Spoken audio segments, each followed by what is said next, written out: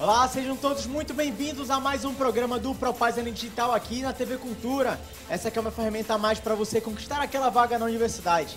E hoje nós vamos começar com uma aula de geografia. O professor Bult vai falar sobre domínios vegetais no Brasil. Em seguida, duas aulas de matemática com o professor Lobo.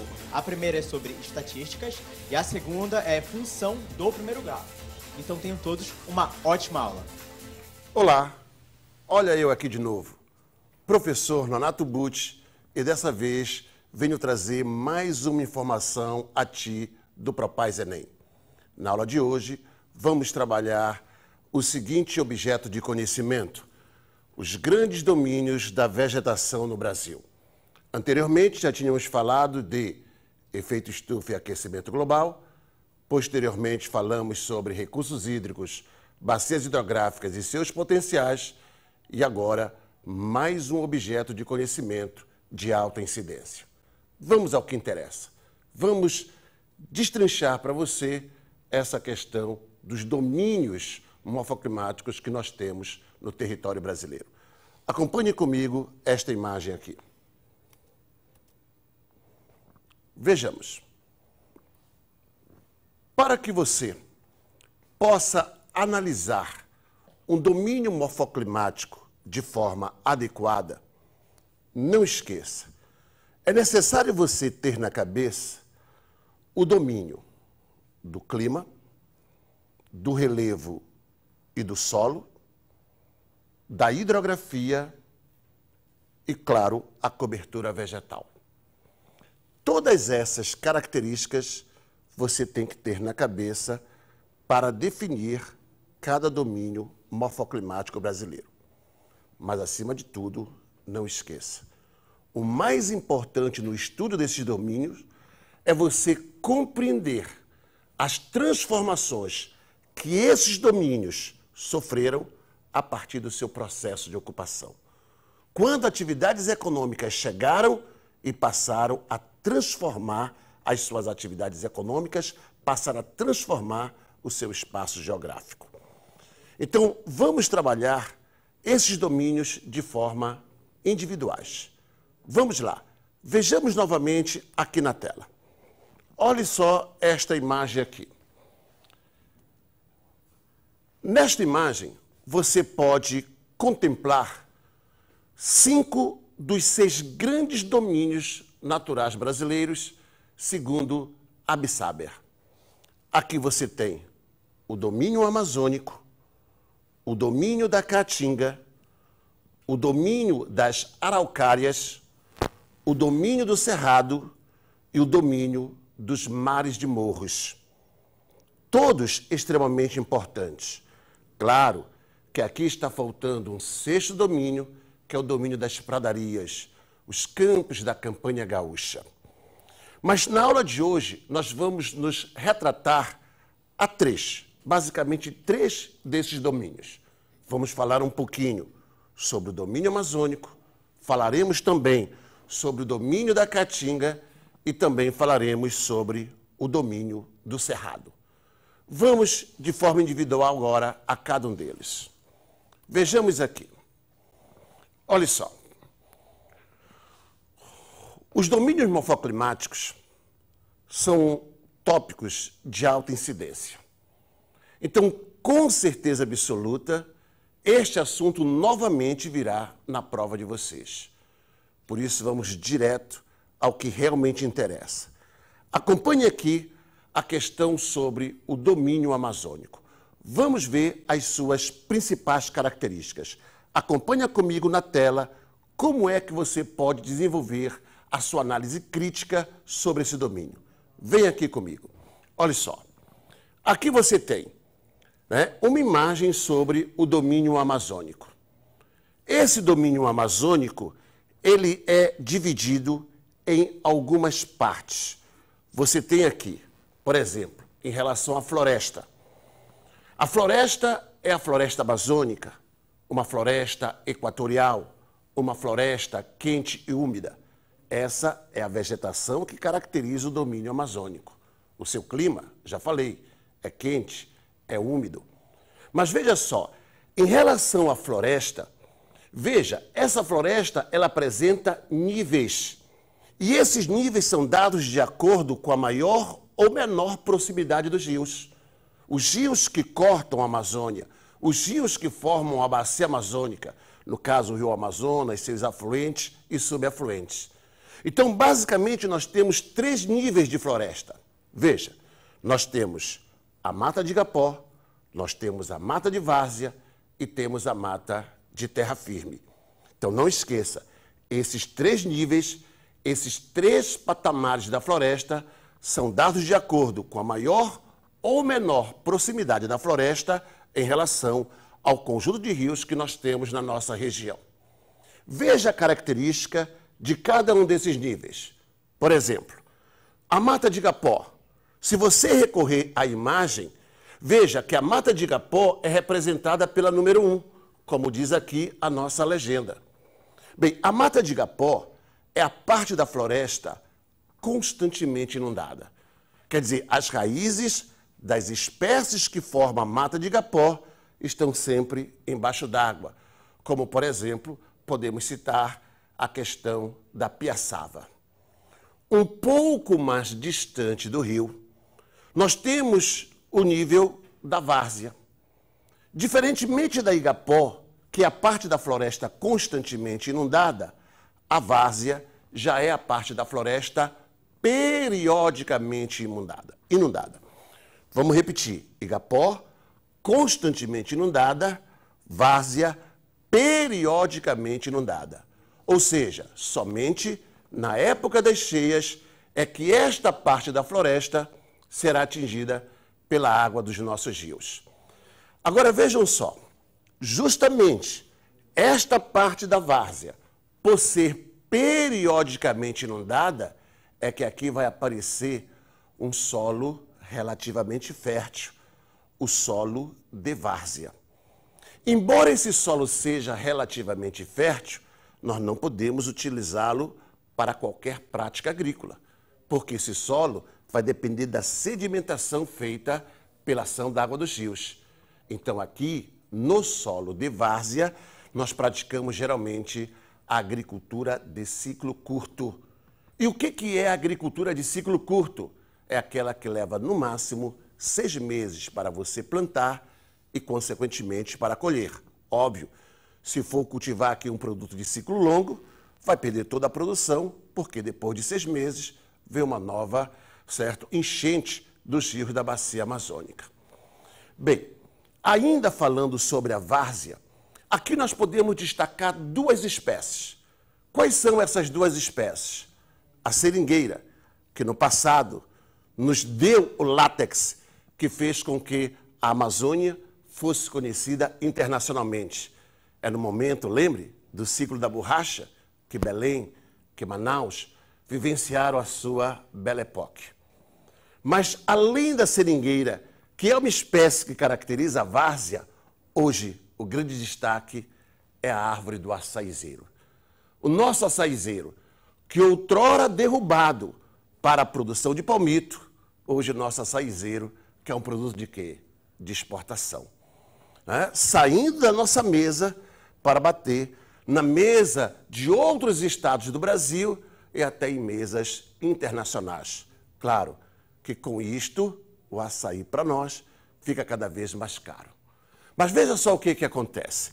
Então aqui nós temos na várzea a parte periodicamente inundada da floresta, onde aparece o solo de várzea, relativa à qualidade, mas só posso cultivar produto de ciclo curto, 6 meses. As espécies que nós destacamos aqui, a seringueira, que no passado reluziu com a questão do látex, e agora, de caráter mais recente, o nosso açaizeiro. Primeiro com a extração do palmito e agora com a produção do vinho do açaí. Veja, e o terceiro nível da floresta? Como mostra aqui o mapa, olha.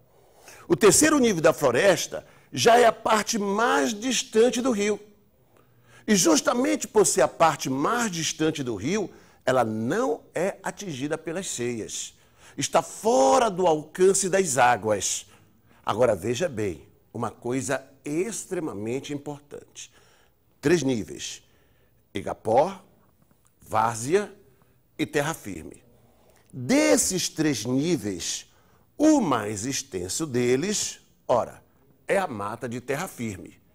E justamente por ser o mais extenso, é aquele que contém a maior variedade de espécies. Provavelmente também a maior biodiversidade, a variedade da vida, da fauna, da flora e dos micro-organismos.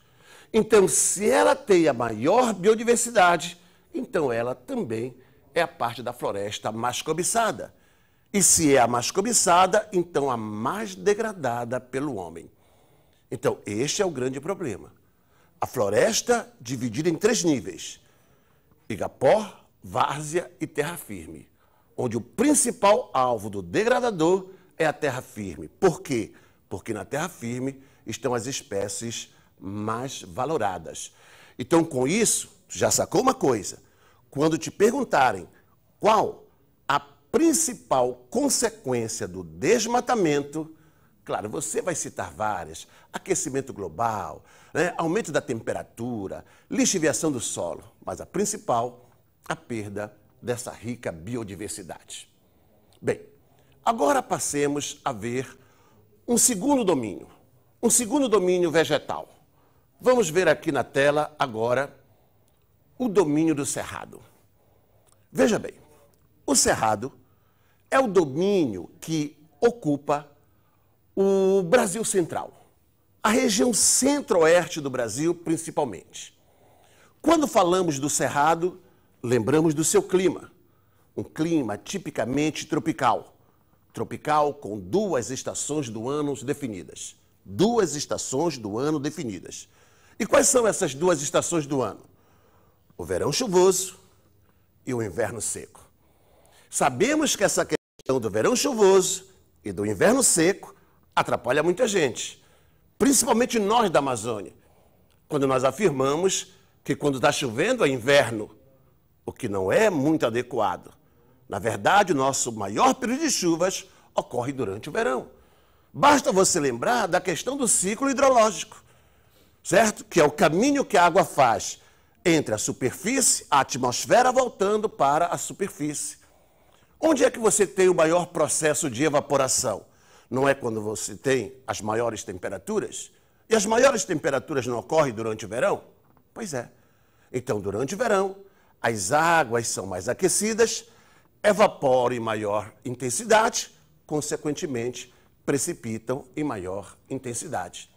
Então, as chuvas, na maior parte do Brasil, não só na Amazônia, mas na maior parte do Brasil, não predominam, como pensamos, no inverno, e sim durante o verão, como acontece aqui no domínio do Cerrado, no Brasil Central. Uma outra coisa interessante é você perceber a questão do solo do Cerrado. O solo do Cerrado, um solo extremamente ácido. Carregado de quê? De ferro e alumínio. Contudo, este solo do Cerrado não foi um freio para obstruir a expansão do agronegócio. Não foi freio para obstruir a expansão da soja. Veja bem, a partir da década de 70, o centro-sul do Brasil sofre com a expansão capitalista no campo. O campo da região centro-sul passa a se modernizar. E nesse momento, década de 70, nós temos o que nós chamamos de expansão da fronteira agrícola. É quando essas atividades agrícolas chegam com maior força no Brasil Central, ou seja, na região centro-oeste e posteriormente na Amazônia. Com esse avanço da expansão da fronteira agrícola, veio a soja rústica, a soja mecanizada. Agora, como é que a soja conseguiu florescer no Cerrado se o seu solo é extremamente ácido? E se é ácido, impróprio à prática agrícola. Muito simples.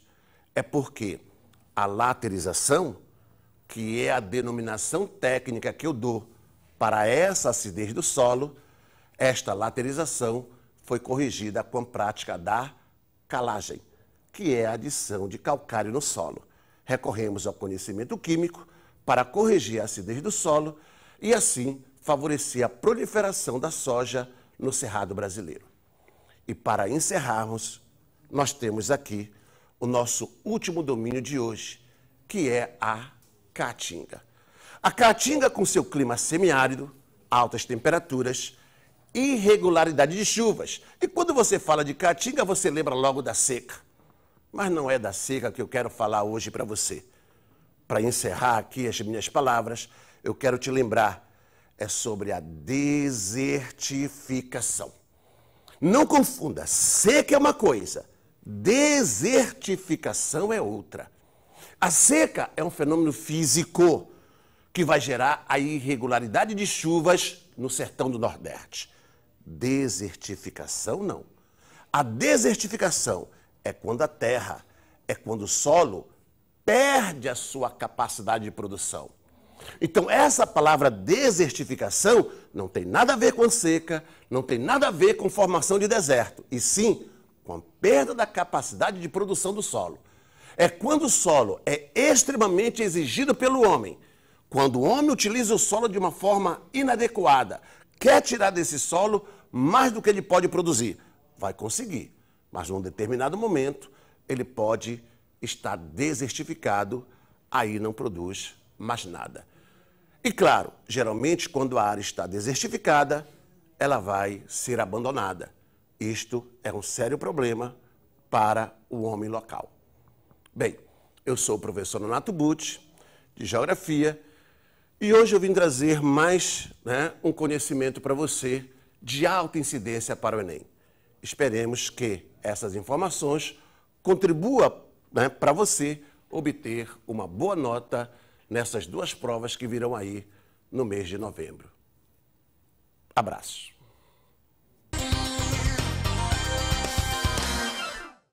Olá, galera. Bem, eu sou o professor Edson Lobo e nós vamos trabalhar com matemática e suas tecnologias. Tá legal? O tema que a gente vai trabalhar, o objeto de conhecimento de hoje, é a parte de estatística, tá? Que é um tema bastante recorrente no Enem.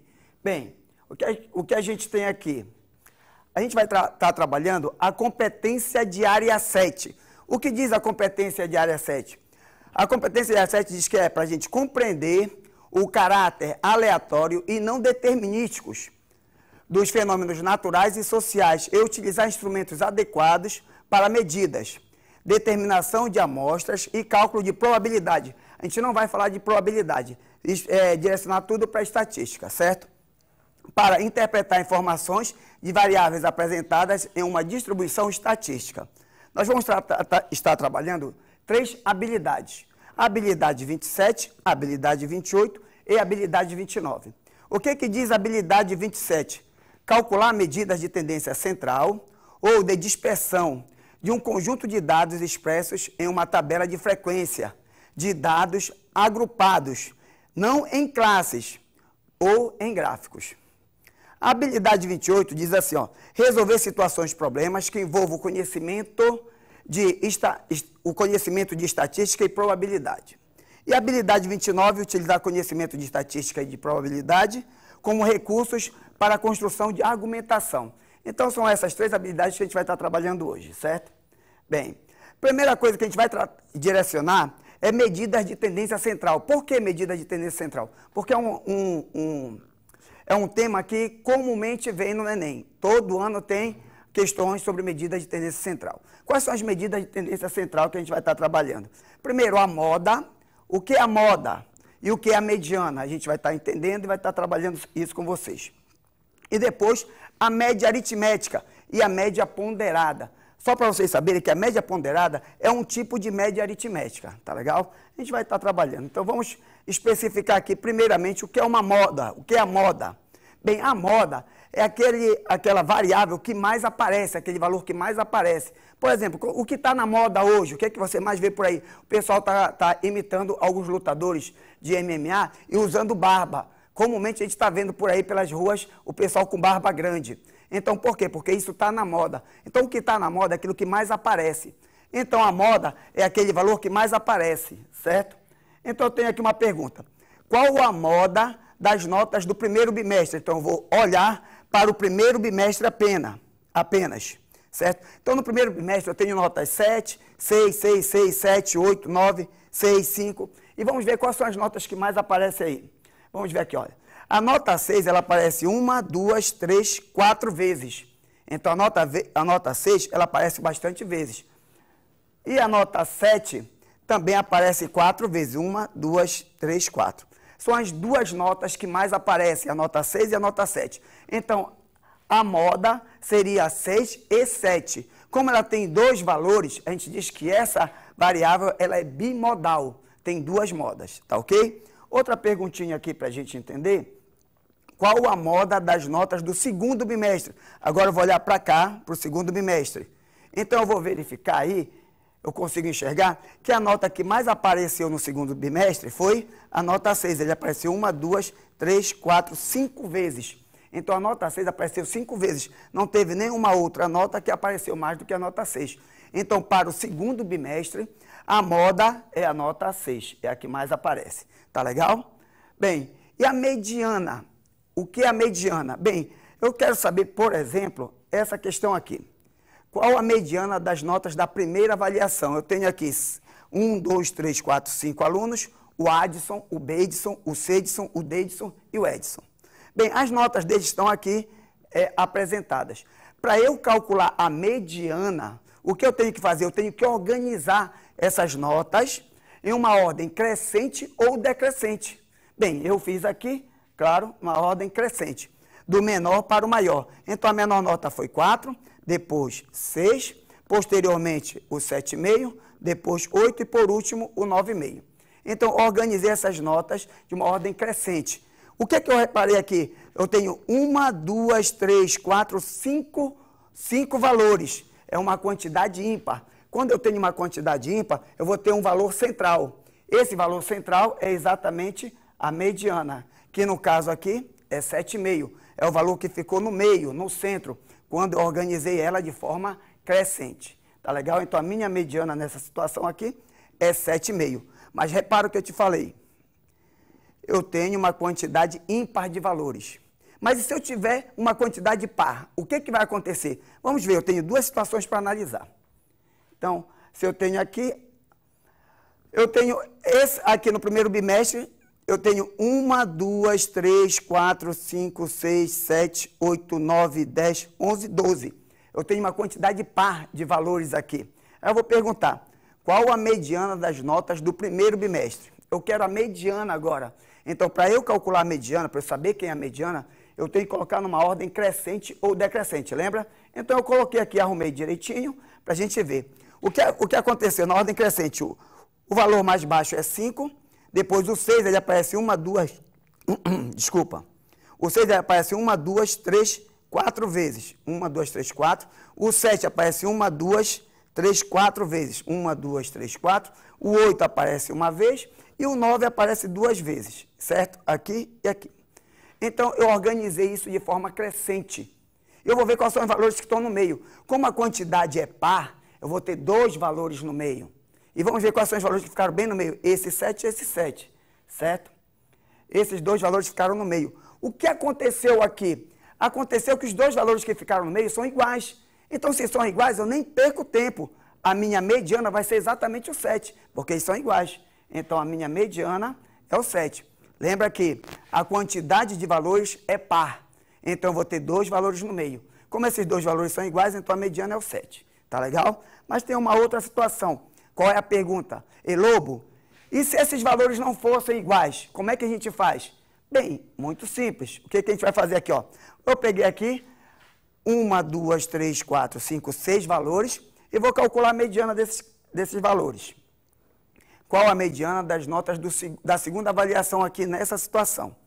Então, eu tenho aqui, vou organizar em ordem crescente, 5, 5, depois 6, depois 6,5, 8 e 8,5. Está aqui na ordem crescente. Quais são os valores que estão no meio? São esses 2 valores aqui, 6 e 6,5. Mas eles não são iguais. Se eles não são iguais, o que a gente vai fazer? A gente vai somar eles e dividir por 2. Simples assim. Eu vou pegar, ó, 6 mais 6,5 dividido por 2. 6 mais 6,5 dá 12,5. 12,5 dividido por 2 é a metade de 12,5. Metade de 12 é 6 e metade de meio é 0,25. Então, a minha mediana aqui nessa situação é 6,25. Tá ok? Bem, e a média aritmética? O que seria a média aritmética? Bem, a média aritmética é eu pegar, somar os valores e dividir pela quantidade de valores. Tá ok? Então, eu vou pegar aqui. Qual a média aritmética das notas da segunda avaliação? Eu vou pegar esses valores todinhos aqui e somar. Deixa eu ver quantos valores tem aqui. 1, 2, 3, 4, 5, 6. Eu tenho 6 valores. Então, eu vou somar eles todos e dividir por 6. Certo? Bora lá. Então, eu tenho aqui, ó. Vou somar 6 mais 8, mais 8,5, mais 6,5, mais 5, mais 5. Então, eu faço aí a soma do jeito que eu achar que devo, da forma mais simples possível. Como é que eu faço? 5 mais 5, 10. Já tenho 10. 8 mais 8, 16. 16 mais 6, 22. 22 com 10, 32. Com meio daqui, mais 1 vai dar 30 e... Agora errei. Bora ver. 5 mais 5, 10. 8 mais 8, 16. Com 10, 26. 26 com 6 dá 32. 32 com 6 dá 38. Com meio aqui, 39. Tá certo. Tá? Aí eu pego o 39 e divido por 6. Quando eu divido 39 por 6, eu vou ter 6,5. Então, a minha média aritmética aqui é de 6,5, certo? Então, muito simples. Eu somo todas elas e divido pela quantidade de termos que eu estou somando. Bem, então vamos para um item aqui do Enem. Olha só. Caiu ano passado, em 2017. 3 alunos, X, Y e Z, estão matriculados em um curso de inglês. Para avaliar esses alunos, o professor optou por fazer 5 provas. Está aqui, ó. Prova 1, prova 2, prova 3, prova 4, prova 5. Fez para cada aluno, aluno X, aluno Y e aluno Z. Certo? Para que seja aprovado nesse curso, o aluno deverá ter a média aritmética. Eu não posso esquecer, ele quer a média aritmética das notas das 5 provas maior ou igual a 6. Certo? Então, para que o aluno seja aprovado, a média aritmética tem que ser maior ou igual a 6. Na tabela estão dispostas as notas que cada aluno tirou em cada prova. Então, o aluno X está aqui as notas dele, o aluno Y está as notas dele aqui e o do Z estão aqui. Com base nos dados da tabela e nas informações dadas, ficará ou ficarão reprovado ou reprovados? Apenas o aluno Y? Apenas o aluno Z? Então, vou verificar quem vai ficar reprovado. Quem é que vai ficar reprovado? Aquele aluno que tirar uma nota menor que 6, não é isso? Então, vou fazer a média aritmética de cada um deles e ver com quem ficou menor que 6. E aí, eu vou marcar a alternativa correta. Bem, aqui está o quadro com as notas. Eu vou pegar a média aritmética do aluno X. A média aritmética do aluno X é 5, mais 5, mais 5, mais 10, mais 6. Dividido por 5, porque eu tenho 5 notas, 5 valores. Então, fazendo essa continha aí, o que é que eu tenho? 35 mais 5, mais 5, mais 10, mais 6, dá 31. 31 dividido por 5 dá 6,2. Então, o aluno X foi aprovado, beleza. Certo? A nota dele foi maior, a média aritmética da nota dele foi maior que 6. Do aluno Y vai ser 4 mais 9, mais 3, mais 9, mais 5. 4 mais 9, mais 3, mais 9, mais 5. Essa soma aí está me dando 30. 30 dividido por 5 dá 6. Então, o aluno Y também foi aprovado, porque a nota para ser aprovado tem que ser de 6 para cima, certo? Vamos ver o aluno Z. O aluno Z, a nota foi 5, mais 5, mais 8, mais 5, mais 6. Somando isso aí e dividindo por 5, isso vai me dar 29 dividido por 5 dá 5,8. Então, 5,8 quer dizer que o aluno Z ele não alcançou a nota desejada, a nota mínima desejada. Então, ele ficou reprovado, certo? Então, a alternativa correta, apenas o aluno Z ficou reprovado, certo? Então, a alternativa letra B. Bem, agora, trabalhar com média ponderada. Para eu trabalhar com média ponderada, eu vou voltar só um pouquinho aqui para vocês verem uma coisinha aqui para a gente, tá? Olha só, bem aqui. Deixa eu voltar aqui rapidinho, só para te mostrar uma coisinha aqui, bem aqui, bem aqui, aqui. Olha só. O 5, ele repete 2 vezes. o 6 só uma, o 6,5 só uma, o 8 só uma e o 8,5 uma. Então, esse 5 repetir 2 vezes, quer dizer que o peso dele é 2, certo? Então, o peso é quantas vezes a nota se repete.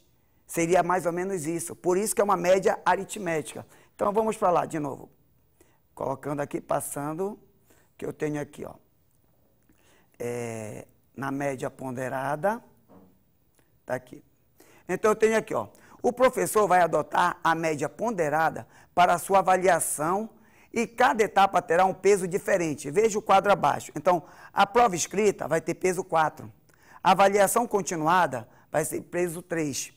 O seminário vai ser peso 2 e o trabalho em grupo vai ser peso 1. Porque muita gente não faz o trabalho, só faz colocar o nome. Então, vai ter o peso menor. Então, isso quer dizer o quê? Aí ele coloca aqui a seguinte questão. As notas de Pedrinho, por etapa, estão indicadas abaixo. Então, está aqui, Pedrinho, na prova escrita, o Pedrinho tirou 3,75. Na avaliação contínua, ele tirou 5,5. No seminário, ele tirou 7. E no trabalho em grupo, ele tirou 4, certo? Aí ele pergunta, quanto o Pedrinho ficou nessa avaliação? Com quanto ele ficou? Bem, se eu quero saber a média ponderada, o que eu vou fazer? Vou pegar cada nota que ele tirou e multiplicar pelo peso, certo? Bem, eu vou pegar aqui, ó. O que eu fiz? O peso e a nota do Pedrinho. Eu vou pegar, a prova escrita tem peso 4, e ele tirou 3,75, então eu vou pegar, multiplicar 3,75 por 4. Depois eu vou somar com 5,5 vezes 3, porque a avaliação continuada tem peso 3. E 7 vezes 2. Vou multiplicar o seminário, que tem peso 2, pela nota dele. E o trabalho em grupo, que ele tirou 4, vou multiplicar por 1 e somar todos esses valores. E eu vou dividir pela soma dos pesos, tá ok? Então, vou dividir pela soma dos pesos. Então, a média ponderada, que eu vou chamar de MP, é 3,75 vezes 4, mais 5,5 vezes 3, mais 7 vezes 2, mais 4 vezes 1, dividido por 10. O que é o 10? 4, mais 3, mais 2, mais 1. 4 mais 3, 7, mais 2, 9, mais 1, 10. É a soma dos pesos. Tá legal? Bem, fazendo essa multiplicação, 3,75 vezes 4 dá 15. 5,5 vezes 3 dá 16,5. 7 vezes 2 dá 14 e 4 vezes 1 dá 4. E somando isso aqui, eu tenho o valor de 49,5. Dividido por 10, é só andar uma casa para a esquerda. Então, eu tenho aí 4,95 foi a média de Pedrinho nessa avaliação. Vamos para um item do Enem. O que ele pedia na questão? Assim, ó, ele dava a seguinte situação. A avaliação de rendimento de um aluno de um curso universitário baseia-se na média ponderada. As notas obtidas nas disciplinas pelos respectivos números de créditos, como mostra o quadro abaixo, certo? Então, esse quadro está me dizendo o quê? Que quem tirar nota menor que 3, ele vai ficar com péssimo. Quem tirar nota de 3 até uma nota menor que 5, vai ficar com ruim. Quem tirar de 5 até uma nota menor que 7, vai ficar com regular. Quem tirar de 7 até 9, vai ficar com bom. E maior que 9 até 10, ele vai ficar com excelente. Certo? Então, esse quadro está me dizendo isso aí. Aí, o que ele quer a média ponderada, não é isso? Não posso esquecer isso. Bem, bora para cá. O que diz aqui? Continuando. Quanto melhor a avaliação de um aluno em determinado período letivo, maior a sua prioridade na escolha da disciplina para o período seguinte. Então, quanto melhor ele se sair aqui nos conceitos bom, excelente, ruim, regular, ele vai, quanto maior esse conceito, maior a sua prioridade. Determinado aluno sabe que, se obtiver avaliação bom ou excelente, conseguirá matricular-se na disciplina que deseja. Ele já realizou as provas de 4 das 5 disciplinas em que está matriculado. Está aqui, ó. Ele realizou da disciplina 2, 3, 4 e 5. Falta realizar da disciplina 1, certo? Mas ainda não realizou a prova da disciplina 1, conforme o quadro. Aí tá, o que o quadro está me dizendo aqui? Presta atenção. Na disciplina 1, o crédito é 12, quer dizer que o peso dela é 12. Na disciplina 2, o crédito é 4. Na disciplina 3, o crédito é 8. Na disciplina 4, o crédito é 8. E na disciplina 5, o crédito é 10. Esse crédito são os pesos das disciplinas, certo? Então, vamos aqui. Para que atinja seu objetivo, a nota mínima que ele deve conseguir na disciplina 1 é Então, qual é a nota aqui que ele deve conseguir aqui para conseguir o seu objetivo? Qual é o seu objetivo? Tirar bom ou excelente. Então, para ele tirar bom ou excelente, a nota dele tem que ser 7 ou maior que 7. Tá legal? Então, é isso que ele pretende fazer. Então, vamos lá, vamos calcular aqui.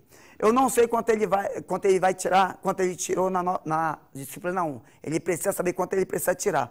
Vou chamar de x. Vai ficar x vezes 12, 8 vezes 4, mais 8 vezes 4, mais 6 vezes 8, mais 5 vezes 8, mais 7,5 vezes 10. Quando eu faço essa continha aí, ó, x vezes 12, 8 vezes 4, 6 vezes 8, 5 vezes 8 e 7,5 vezes 10. Divido pela soma dos pesos. Quando eu somar esses pesos aqui, 12 mais 4 mais 8 mais 8 mais 10. Certo? Então, vamos lá. Eu tenho aqui 8 vezes 4, 32, 6 vezes 8, 48, 5 vezes 8, 40, 7,5 vezes 10 dá 75. 12 mais 4 mais 8 mais 8 mais 10 dá 42.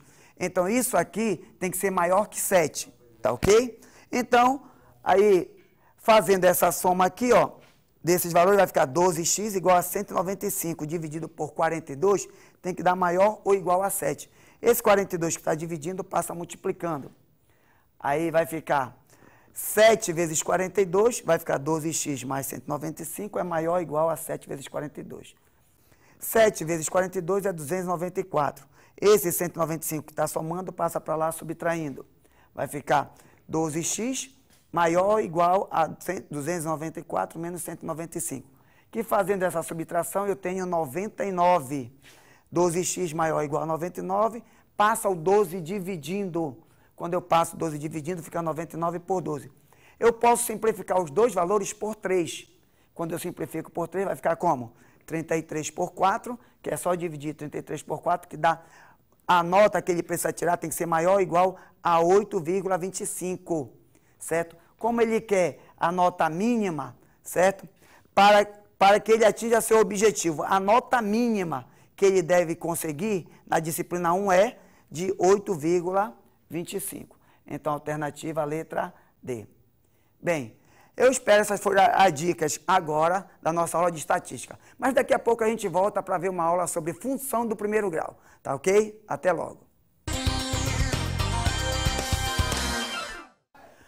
Olá, galera. Bem, voltando. A gente vai ver agora a questão sobre função do primeiro grau. Vai ser objeto de conhecimento agora, vai ser sobre função do primeiro grau.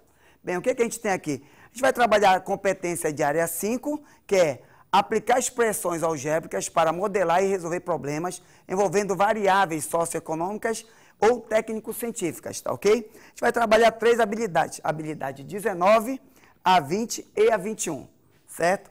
Bem, então, a gente vai trabalhar com o objeto de conhecimento, é a função do primeiro grau. Bem, para a gente começar essa brincadeira aí, o que a gente vai fazer? Vai reconhecer o que é uma função do primeiro grau. Bem, uma função do primeiro grau, de forma geral, ela é desse tipo aqui, ó. Y igual a ax mais b, certo? Mas ela também pode ser representada da seguinte forma. F de x igual a ax mais b, onde o a e o b são números reais quaisquer. O x e o y, eles são as minhas variáveis. E por que eu posso colocar no lugar do y o f de x? Porque é a mesma coisa. Y é a mesma coisa que f de x. O f de x só está dizendo o quê? Que a minha função depende da variável x. Então, é uma interpretação só na questão de representação. Tá legal? Vou pegar aqui um exemplo, olha só. Eu tenho aqui y igual a 4x mais 7. Vamos saber quem é o a e quem é o b. O a aqui para mim é 4, o a é o termo que está com x, e o b é o termo que está sozinho, chamado também de termo independente, certo? Então, esse a, ele é chamado de taxa de variação, ou também de coeficiente angular, tá? Ele vai me dar a taxa de variação da função. E o b, ele é chamado de fixo, aquele valor que não muda, aquele valor que fica constante ali. Ou também de termo independente, porque ele não tem variável x, tá legal? Aí eu tenho aqui, essa função ela é crescente. Por que ela é crescente? O que me diz que ela é crescente? Exatamente o valor de a. Eu olhei para o a e vi que ele é positivo, eu posso afirmar que a minha função é crescente. Toda vez que tu olhar o a, a taxa de variação, e ver que ele é positivo, então tu já sabe que essa função é crescente. Um outro exemplo aqui, eu tenho f de x igual a menos 5x mais 3, certo? Então, aqui, quem é o A e quem é o B? O A é menos 5 e o B é 3. Ou seja, a minha taxa de variação é menos 5. E o meu fixo aqui é 3, certo? Como a minha taxa de variação é negativa, então, com certeza, essa minha função ela é decrescente. Tá legal? Bem, continuando aqui. Como é que a gente vê o gráfico de uma função do primeiro grau? De forma geral, ela é desse tipo. Cara, presta atenção no que eu vou te falar. A minha função, se ela é do primeiro grau, tu tens que olhar para ela e ver uma reta inclinada. Toda função do primeiro grau, o gráfico dela é uma reta, e é uma reta inclinada, certo? Então, aqui eu tenho duas situações. Eu tenho aqui, ó, essa reta aqui, ela está inclinada nesse sentido. Essa reta, ela é crescente. Eu olhei para ela, sei que ela é crescente. Por que eu sei que ela é crescente? Como é que eu vou analisar? Eu vou andar sempre sobre ela, da esquerda para a direita. O que vai acontecer? Se eu andar da esquerda para a direita, eu vou estar subindo nela. Se eu vou estar subindo, ela é crescente, certo? Então, essa reta é crescente. Se ela é crescente, o que eu sei? Eu tenho certeza que o coeficiente angular dela é positivo, porque ela é crescente, certo? Então, o A é positivo, certo? Mas ela pode ser também decrescente. Como é que eu sei que essa reta aqui é decrescente? Se é uma reta, é uma função do primeiro grau. Como é que eu sei que ela é decrescente? Porque eu andando sobre ela, da esquerda para a direita, eu vou descendo. Se eu vou descendo, ela é decrescente. Então, eu tenho certeza que ela é decrescente. Se ela é decrescente, o que eu posso afirmar? Eu posso afirmar que o meu coeficiente angular é negativo. Isso aí ajuda muito. Isso resolve várias vezes algumas questões do Enem. Bem, e agora eu tenho aqui o B. Se eu já falei tanto do A, quem é o B? Esse B aqui, o que ele significa dentro da função? Olha só, presta atenção. Esse B é o termo independente. Então, esse B vai ser exatamente o ponto onde a minha reta toca o eixo Y. Bem aqui, esse pontinho aqui, ó. Nesse gráfico é esse pontinho e nesse gráfico é esse outro pontinho aqui. O valor de B é o valor que a reta toca o eixo Y. Não esquece disso. Isso é fundamental. Tu vê o valor que ele toca o eixo Y, já sabe que é o valor de B e pronto, acabou-se. Já sabe o valor de B, certo? Bora aqui, ó. Exemplo, eu tenho aqui 2x menos 5. O que eu sei daqui que a reta é crescente, é uma função do primeiro grau, é uma reta, ela é crescente e toca o eixo Y no menos 5, certo? Então, bora ver esse bichinho aí. Ela é crescente, ela passa aqui, ó. Ela toca o valor do eixo Y aqui no menos 5, certo? Bem aí. E a outra ali, vamos ver a outra. Ela tá aqui, ó. Ela é decrescente porque o coeficiente angular é negativo. Ela vai tocar o eixo Y aqui no mais 8. Ela é decrescente e toca no mais 8, certo? Então, vamos aqui. Ela é decrescente e toca aqui. Ela tem essa configuração, esse valor aqui é o 8 positivo, certo? Tá legal? Outro exemplo, só para a gente fixar o valor de B, porque o valor de B é muito importante quando a função é do primeiro grau, certo? Então, vamos lá. Para esse cara aqui, ó, y igual a 2x mais 6, o valor de B é 6. Então, esse valor de B é 6, então ela vai tocar aqui no 6. E a outra, o valor de B é menos 2, então ela vai passar aqui no menos 2. Ela é decrescente, passa no menos 2, certo? Bem, aqui, ó. Como calcular a taxa de variação? Aquele azinho lá, ele me deu aqui, ó. Como é que eu vou calcular esse cara? Ele me deu no gráfico. Ele me deu esse gráfico, me deu 2 pontos, e eu vou calcular a taxa de variação. Muito simples. Muito simples. Presta atenção para cá. Olha só. Aqui, essa diferença aqui, cara. Quanto é essa diferença do 15 por 3? Não é uma diferença de 12? E a diferença aqui do 2, a distância do 2 por 5, não é uma diferença de 3? Se eu quero saber o coeficiente angular, basta eu dividir 12 por 3. A diferença do x com a diferença do y, desculpa. Primeira diferença do y para a diferença do x. Quando eu divido isso aí, 12 por 3, dá 4. Espera aí, presta atenção. Deu 4, só que 4 não está coerente com o gráfico. Por quê? Porque o gráfico é uma reta decrescente. Então, esse valor aqui, o coeficiente angular, tem que ser negativo. Aqui deu positivo. Mas por quê? Porque a gente fez uma inversão aqui dos valores. Então, eu só faço colocar o sinal negativo. Pronto. Então, eu olho para a reta, eu sei que é negativo. Então, o coeficiente angular vai ser negativo. Eu dividi, deu 4, eu só coloco o valor de menos, o sinal de menos, e está resolvido o problema. coeficiente angular aí é menos 4. Interpretação desse coeficiente angular. O que eu tenho? Aqui o coeficiente angular é 4. O que diz o coeficiente angular ser 4? Toda vez que o coeficiente angular dizer que é 4, é isso bem aqui, ó. Presta atenção. Toda vez que o x aumentar uma unidade, o valor de y vai aumentar 4 unidades. Ó, do 0 para o 1, aqui aumentou de 1. Do 10 para o 14, aumentou de 4. Do 1 para o 2, aumentou de 1. Do 14 para o 18, aumentou de 4. Então, toda vez que o x aumentar de 1 unidade, o y vai aumentar 4 unidades, porque a taxa de variação do y é de 4, certo? E como o a é positivo, então ela é crescente, ó. O x está crescendo e o y também está crescendo, certo? Bem, e se fosse negativo? E se a taxa de variação fosse negativa?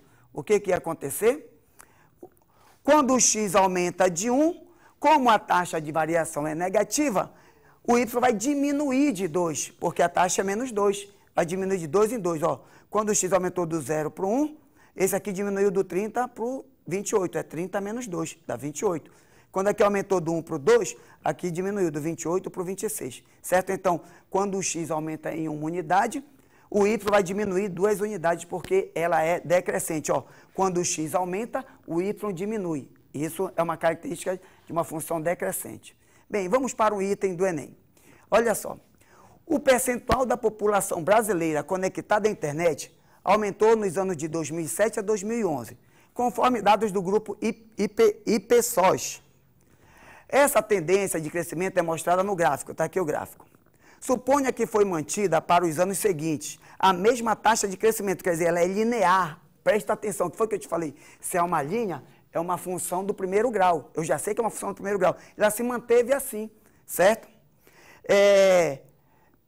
A mesma taxa de crescimento registrada no período de 2007 a 2011. Ela se manteve assim. A estimativa para o percentual de brasileiros conectados à internet no ano de 2013 será igual a... Então, ele quer saber de 2013. Presta bem atenção, parece um bicho difícil. Mas o que eu percebi? 2007, o percentual de pessoas conectadas no Brasil era de 27%. Em 2011, era de 48%. Ele quer saber em 2013, um pouquinho depois de 2011. Então, vamos ver como é que a gente faz essa questão. Eu tenho aqui o gráfico. O que eu sei? Eu vou primeiro procurar, se ele me deu 2 pontos, eu vou encontrar logo a taxa de variação. É o A, né? Bem, o que eu percebi? Essa distância daqui para cá é de 21. E essa distância daqui para cá é de 4. Não é isso? Então, eu vou dividir 21 por 4, eu vou ter a minha taxa de variação. A minha pergunta é, essa taxa de variação, ela é positiva ou negativa? Bem, o meu gráfico é crescente, então ela é positiva. Beleza. 21 dividido por 4 dá 5,25. Bem, sabendo a taxa de variação, eu estou em 2011, para 2013 só ia andar mais 2 casas. 2011, 2012, 2013. Pronto. O que a gente vai fazer aqui? Ó? Então, eu sei que em 2011 a taxa era de 48%. Em 2012 é 48 mais a taxa de crescimento aqui, que é de 5,25. Então, vai para 53,25. Em 2013, era de 2012, 53,25, mais 5,25. Então, vai para 58,5. Então, em 2013, se continuar esse crescimento constante do jeito que está, vai ser a taxa de brasileiros conectados à internet vai ser de 58,5. Então, essa aí é a letra B. B de bola, certo? Bem, o que a gente tem? Como encontrar a lei como encontrar a lei dada o gráfico. Ele me deu o gráfico aqui, eu quero a lei. Então, vamos só aprender aqui como encontrar a lei. E a lei é essa aqui. Y igual a x mais b. Para eu encontrar essa lei, eu preciso achar o A e o B. Como é que eu encontro o A e o B? Primeiro, vamos encontrar o A. Se ele me deu 2 pontos, eu encontro o A. Essa diferença aqui, dividida por essa aqui. 20 dividido por 4, dá 5. Só que deu positivo. Como ela é decrescente, vai ficar negativo, certo? Menos 5. Tá legal? Bem, então, a minha lei, que era AX mais B, vai ficar menos 5x mais B. Já achei o A, falta achar só o B. Mas para o B, eu tenho duas informações aqui que são cruciais. 2 pontos. Esse aqui, 2,23, e esse 6,3. Eu posso usar qualquer um dos dois, vai dar sempre o mesmo valor. Claro que eu não sou besta, eu vou usar o menor, né? 6,3. Por favor, né, mano? Então, 6 e 3. O que quer dizer esse ponto 6 e 3? Quer dizer isso aqui, ó. Que quando o x é 6, o y é 3. Então, é só substituir aqui o y por 3, o x por 6. Certo? Então, eu tenho isso aí, ó. 3 é o y, é igual a menos 5 vezes 6 mais b. Resolve essa equaçãozinha e acha o valor de b. Então, vai ficar menos 5 vezes 6 dá menos 30. Passo 30 para cá, vai ficar 3 mais 30, 33, que soma 33, 33 é o b. Se eu achei o a e o b, eu tenho a minha lei. Y é igual a ax mais b. O a é menos 5 e o b é 33. Encontrei a lei. Certo? Tá legal? Bem, eu espero ter colaborado com vocês. Eu tenho certeza que estamos na reta final e você precisa estar se dedicando, também precisa relaxar. Sabe qual é o seu limite do seu corpo. Não adianta você exagerar. Está na hora de você lapidar, relembrar algumas coisas e vá fazer a sua prova com calma. Chegue com antecedência, vá fazer com calma que você consegue fazer uma boa prova. Você aprendeu, você estudou, você sabe muita coisa. Então vá com confiança que você vai conseguir sua vaga. Estaremos aqui torcendo por vocês. Obrigado e até mais.